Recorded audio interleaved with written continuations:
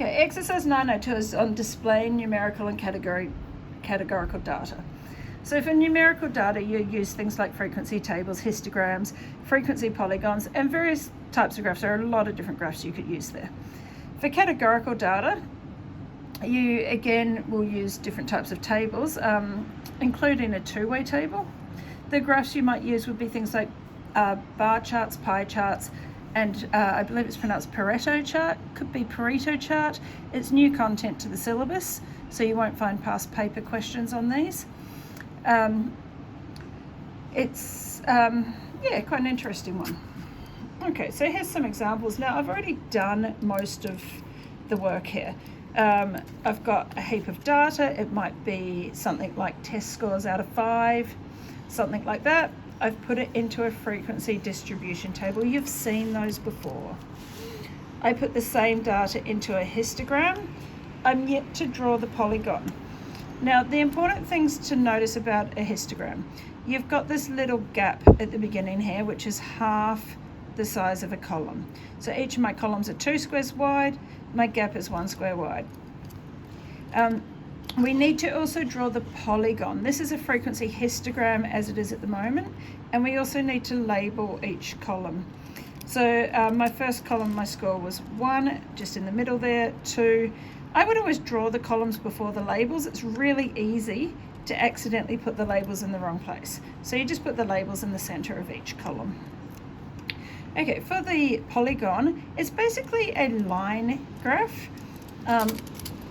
The first line, it goes from the center of one column to the center of next. So think this is the center of the 0 to there. So we're going to draw a straight line up there.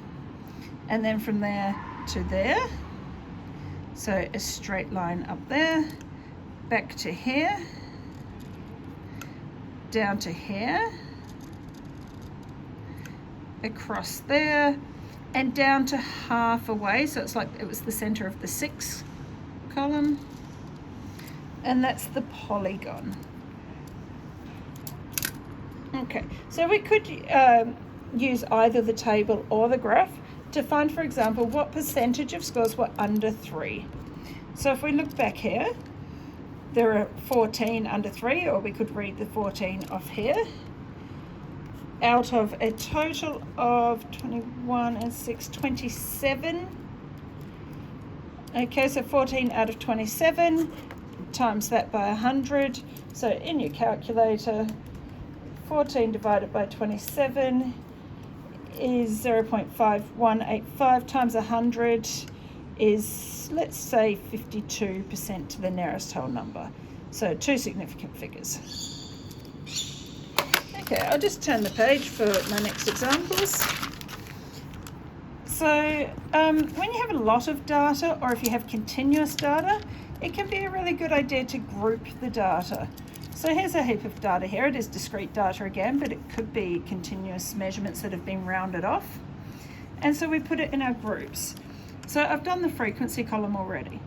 Now, essentially the idea of grouped data is to say that these 2 scores that were in the 20s are all around the middle of the 20s. So if we average 20 and 29, so 20 plus 29 divided by 2, we get 24.5. So essentially what we're doing is, well, statistics is about estimating things. It's about generalizing things. We really want to just generalize everything. So we're going to just treat it as if both those scores were 24.5. We don't care that they were actually 21 and 28. We're just calling them 21.5. So in the same way, this will be 34.5. Oh, let's put that 24.5 down there. This will be 44.5, and this will be 54.5. So you just average the endpoints. Our cumulative frequency, it's just the frequency so far. So far we've accounted for 2. So far up to here, we've accounted for 10. So far up to there was 10, now we want 11 more. So 10 plus 11 is 21. Up to there was 21, add another 6 more, 27. So the cumulative frequency is that column. Now, if I want to graph the cumulative frequency, it's very similar to a frequency histogram, but a cumulative frequency one, because it accumulates, it keeps increasing. This gap is not quite so important because our cumulative frequency polygon, which has a special name, it's called an ogive, goes from, instead of from center to center, it goes from corner to corner. I'll do that in red.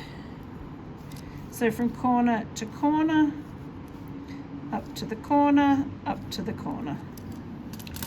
Okay, so just be a bit careful. If it's just normal frequency, you're going middle to middle. If it's cumulative frequency, you're going corner to corner because it accumulates each time. We could also put the data into a stem and leaf plot. Now, I've rewritten the data down here in order. The stem is basically my tens column, and the leaf is my units column. So we've got 1 and we've got 8. That's 21 and 28. In the 30s, we've got 31, 32, another 32, another 32. We've got a 35, a 37, a 37, and a 38. In the 40s, we've got a 40 and a 41. We've got 2 more 41s. We've got a 42, a 43, another few 43s, 1, 2, 3, 4 of them in total, 2 47s. In the 50s, we've got 1, 2, 3, 4, 5, 6, 51, 52, 53, 54, 55, 56. So that's a stem and leaf plot. And it's always a good idea to put a key on one, because this 3 here, for example, we don't know if that means 43, if it means 4.3, 0.43. So my key is that 4 on the stem and 3 on the leaf equals 43. Okay, for categorical data, an example of a two-way table might be looking at whether someone was in first class or another class and whether or not they survived or died on the Titanic. So we're told 23 first class passengers survived. So in first class, there were 203 that survived. Well, 122 did not survive. We're also told that from those not in first class, 508 survived. And there were a total of 2,201 on board. Now, your textbook doesn't tend to have totals on those, but I find the totals really useful. So that one and that one together makes 711. This one and this one together makes 325. We know the total is 2201. Now, these two numbers have to add for that. So if I subtract, I get 1876. Same thing here, those two have to add for that. So if I subtract, I get 1490. These two have to add for that, so I can subtract to find the missing number, 1368, and double check it, making sure those two add for that one. So it's really useful to have those totals there, and that's particularly useful when you get these questions as well. What percentage of passengers died? Well, the ones that died were these 1490. So 1490 out of 2201.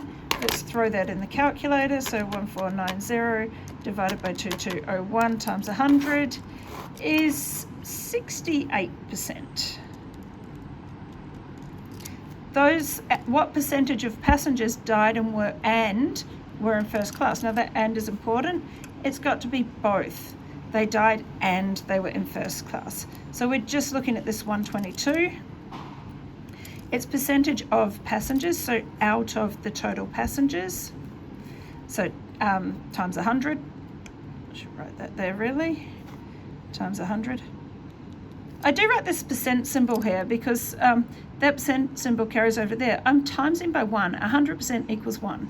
But in the calculator, I don't put the percent symbol in. I just transcribe it to here.